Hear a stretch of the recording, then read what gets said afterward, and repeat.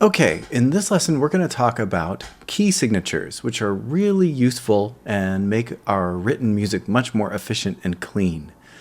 But the first thing that we need to deal with is part of that word, right? The word key. Most songs are built using the set of notes that belong within a scale.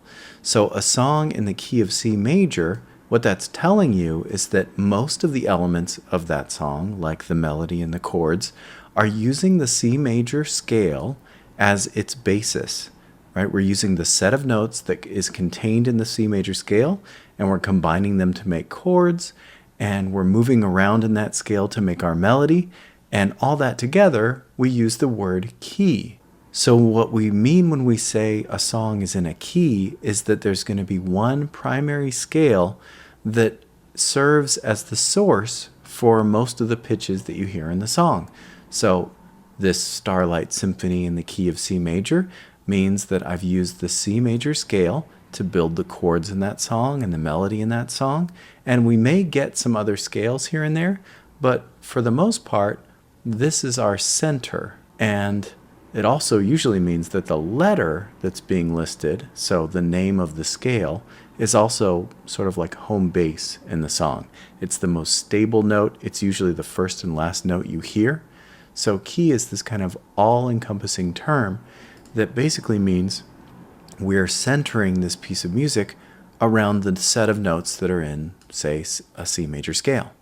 And if we saw, say, a label that said the key of G minor, well, what that tells us is they're using the G minor scale for the primary DNA of that song. G minor scale notes are going to be used for the chords and the melody, and the main pitch, the strongest pitch, the most stable pitch in the tune is going to be the pitch G. Okay, so say that we want to write a song that's based off the A flat major scale. When we do that, there are a lot of flatted notes in that scale. Does it make sense to have to write all those flats all the time? You can see how busy this piece of music is to your eye. There's so many flats being written, and they're very repetitive, right? Every time we have a D, I've placed a flat. Every time we have an A, we've placed a flat. Seems a little bit redundant after a while. So that is where the key signature comes in. What the key signature does is place a notation at the very beginning of the piece of music. And what it says is, in this case, since it's A flat, these four notes, so A flat, B flat, D flat, and E flat, are always flat. Which totally makes sense, right? I wrote this song using the A flat scale, which means that every one of those notes needs to stick to the notes that belong to A flat major, right? So this is an A flat major scale. I need to stick with these notes for it to sound like A flat major. And so what we do is at the very beginning, tell our musicians, hey, these four notes are flatted. So here, let me show you here what that looks like. So watch what happens to the scale when I place the key signature. Oh, look at that. All the flats that were in the scale and distracting have now been placed in this convenient little moment at the beginning of the score, right? This key signature. So what it is we've talked about in the past how flats and sharps can be identified as notes themselves, meaning that this flat sits on a very specific spot on this line, and this flat sits on a very specific spot, this space, and this space, and this line. Therefore, we know what notes these are, what notes these apply to. So you'll notice that this is a B flat, this is an E flat, A flat, and a D flat. Those are the four flats from my scale. I've just compressed them into one instruction at the beginning of my song. And you'll notice it's the same notes here, B, E, A, and D. It just happens to be in bass clef. So what these do is tell your musician every B in this song is flatted. Whether or not it's on this line, every single B. So that means if the B's below the staff, the B's above the staff, every letter B is flatted. Once the musician knows this, it takes a moment or two to adjust, to remember, and then look how clean the piece of music looks. It's so clear and without extra visual mess, right? We see all these flats. It's so confusing. You're trying to remember and read all of these. It's so much more mental work to read a piece with all these flats written out than it is to just go, oh, I have 4 flats. I'm just going to remember what they are. And then you play. And it sounds exactly the same.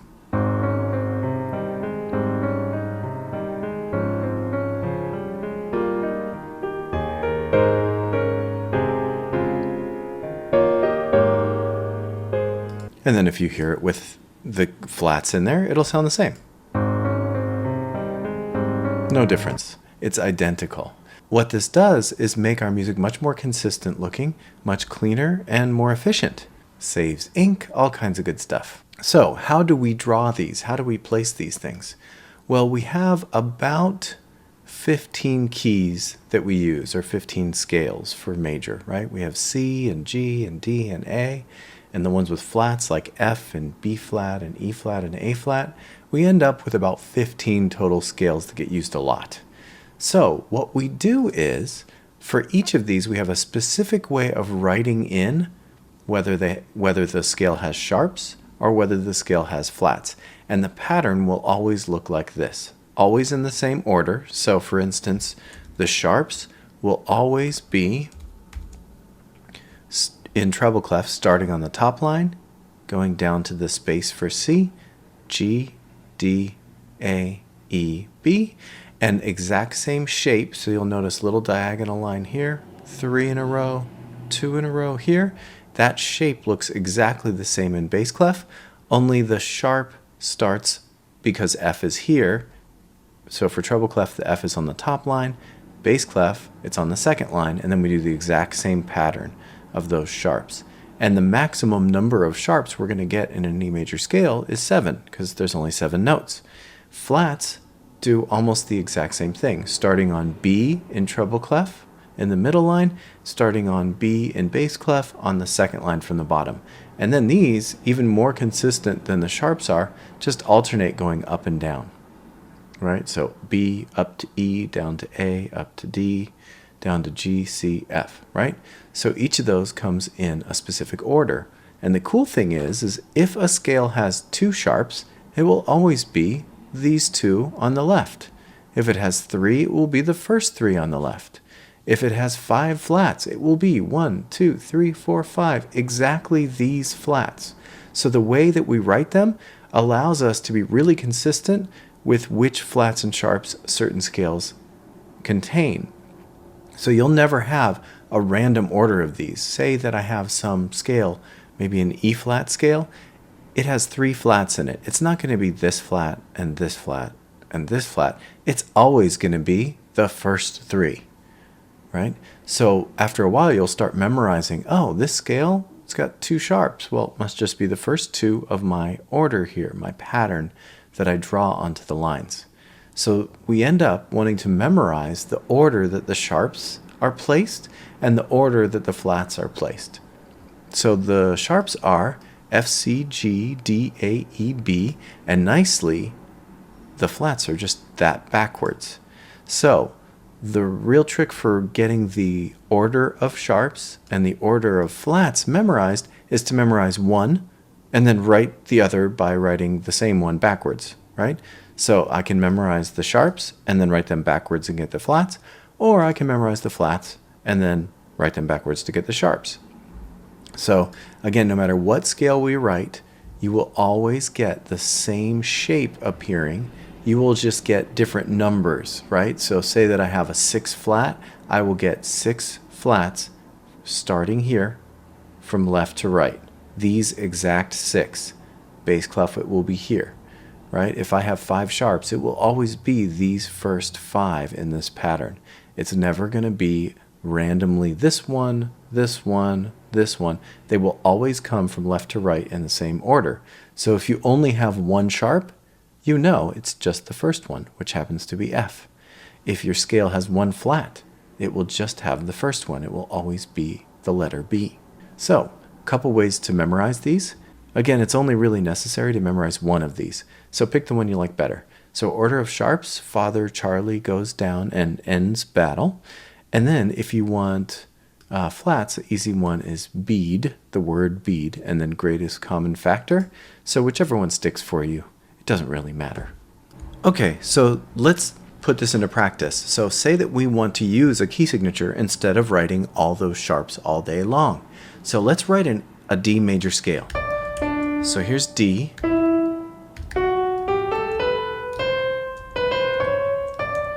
So there's our D major scale. So hopefully you can already build a D major scale pretty easily. You've had some practice most likely before you got to key signatures. I'm not going to go through all the whole steps and half steps and how to do this, but you can always watch the major scale video if you need help creating this scale.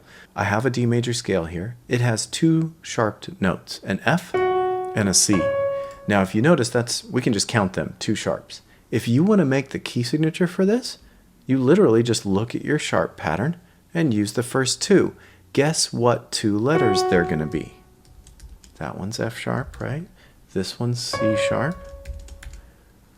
The two in our pattern, the first two, well, that's the F line.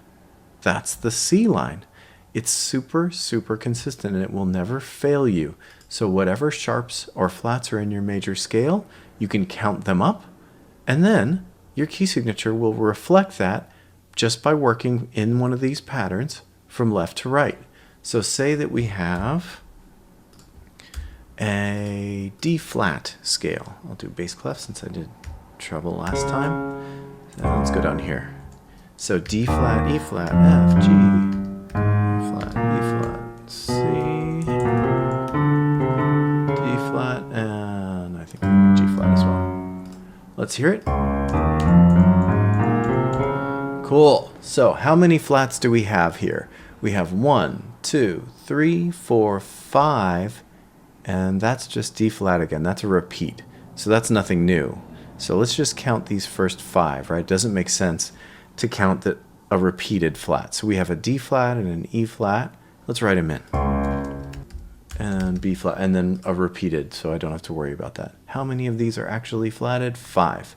There they are. Let's see if the first 5 flats of our key signature pattern lines up with those 5 flats that I see in that scale. Well, B, yep. E, yep. A, yep, there it is. D, yep, and G. Got them all. That's it. It will always work. You can count them and you can just build your pattern and stop when you hit the 5th one, or build your pattern and stop when you hit that second sharp. Whatever it is that you need. We can also go the other way around. So what if I see a key signature and I want to know what scale is being signified by it? So there's 2 tricks. One is you can look at the farthest sharp to the right, so the last sharp, and go up a diatonic half step. So that means going up 1 letter and up a half step, right? So here's G sharp up there. So the note 1 spot over G sharp is A. So G sharp is here. A is the scale that this key signature is signifying. So what's the rule? You go, I see a sharp here. I go up 1 half step from that note. So this is sitting on the G space. So this is G sharp. G sharp up a half step is A. So this must be the key of A major. Cool. How about this one? 5 sharps. Okay, so it's in bass clef. So I'm going to write my last sharp out just so that we have it really clear. There's A sharp. A sharp up a half step is B. Right? There's the B. Right? A sharp up a half step. Go to the last sharp, go up 1. 3 flats. So different trick for flats. You go to the second to last flat. So it's only going to work if there's at least 2 flats. So second to last flat, and then you just say its name. So this is the E flat space. So I'm going to go all the way to the right and go back 1, right? Last flat, back 1, E flat. That's the name of the key. That's it. E flat. 6 flats. I go to the last one, back 1 to the left. That is sitting on the G line. So this must be G flat. So that's it. You need at least 2 flats for that trick to work. And if you only have one flat, you just have to remember that it's F. So that one you have to memorize. The key signature with no sharps or flats is C major. 4 keys with sharps in them, we go up a half step from the last one. For keys with more than one flat, so at least 2 flats, we go to the second to last flat and just name it. And then you just have to remember as well, like you did with C, you have to remember that the key with 1 flat is F major. And that's kind of it for key signatures. All right, so let's get a little bit of practice with how we use key signatures. So one thing that you have to do as a musician often is be able to identify whether the note you're looking at is affected by the key signature or not. Now this one has 1, 2, 3, 4, 5, 6 sharps. So what you can do is go through and say your Father Charlie goes down and ends. We don't get quite to battle, right? So the order of sharps will tell us which notes have been sharped, right? Or we can just read them, F, C, G, D, A, E, by looking at the lines and spaces. So the question is, this note is E in treble clef. Has it been changed? Well, nicely, this sharp is lining right up with that E. So this is actually E sharp.